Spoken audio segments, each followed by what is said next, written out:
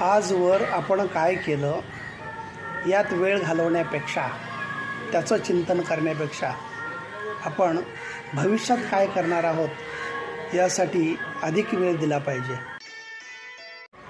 कुणी आपल्याला काही बोललं तर नाराज होऊ नका आणि झुरतही बसू नका. आपलं आयुष्य थाटात जगावं. ज्याला आवडेल तो कौतुक करेल, ज्याला आवडणार नाही तो गप्प बसेल. लोक स्वतःला होणाऱ्या त्रासाला देवाची परीक्षा समजतात आणि इतरांना होणाऱ्या त्रासाला त्यांच्या कर्माची फळं समजतात. जीवन आपलं आहे आणि या जीवनातला संघर्षही आपलाच आहे. बाकीचे काय फक्त मौज बघत राहणार.